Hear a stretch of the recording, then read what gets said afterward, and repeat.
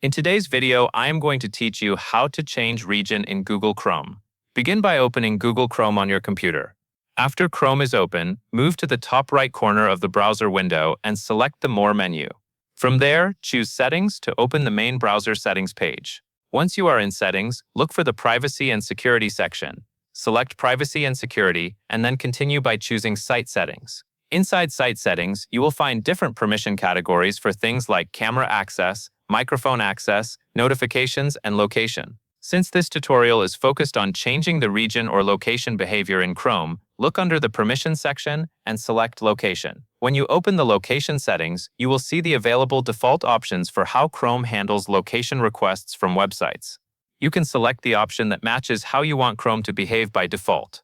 For example, if you want websites to ask before using your location, choose the setting that allows sites to request access first.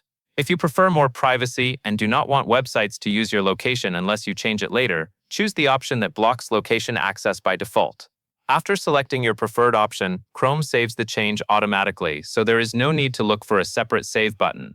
That makes the process quick and easy. That covers everything you need to know.